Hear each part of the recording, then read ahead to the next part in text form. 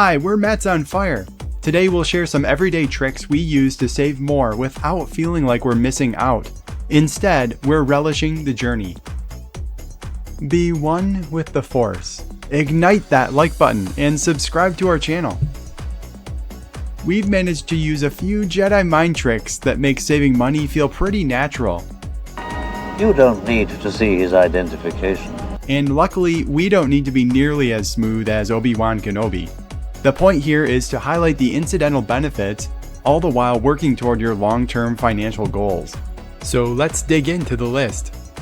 Matt brews his own coffee. He buys whole beans from Costco and freshly grinds them to make a cup of coffee every day. He rarely goes to Starbucks anymore. Before the pandemic, he used to go there maybe once a week to read a book. Instead, there's a small park with a gazebo nearby where he'll read and enjoy nature at the same time. It also enables him to experiment with many different flavors as various brands go on sale.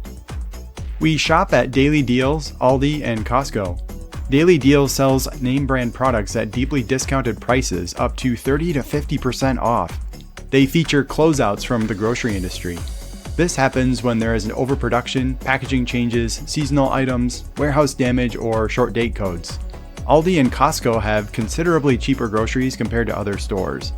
Shopping at Aldi and Daily Deals in particular is less stressful too, because they are smaller stores and are typically less busy than our nearby superstore.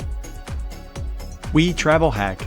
We use credit card points to book flights or hotel stays for free.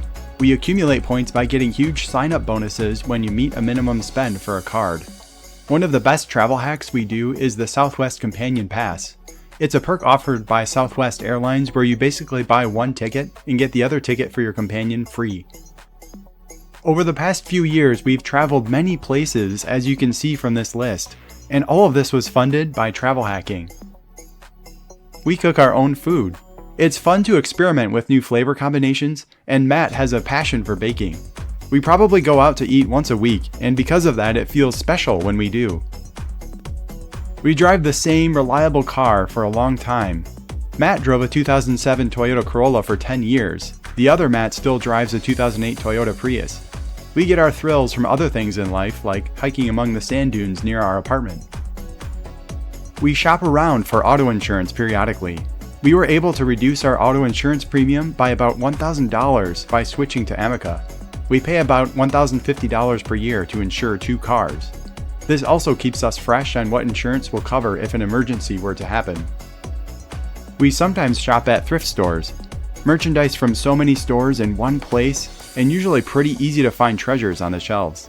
We don't mind going to the thrift store, especially if we're looking for kitchen items. For example, we found a really nice Kun ratchet pepper grinder for $2, which normally sells for $25.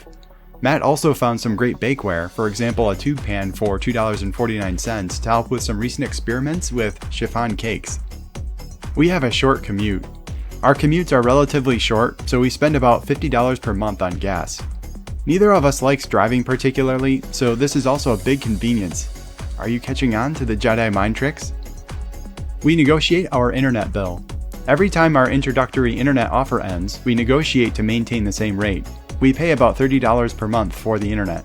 We also use a service called Trim, which automatically tracks outages and negotiates credits for us. They charge up to 33% of the annual amount that it saves you. Remember, stay confident when negotiating with Comcast or other internet providers. You will remove these restraints and leave the cell with the door open. It even took Ray a few times to get that confident. We've rented for about 10 years. We haven't bought a house yet. Delaying that milestone has allowed us to put more of our income towards investing. It also has allowed us to think more on how much house we really need and want.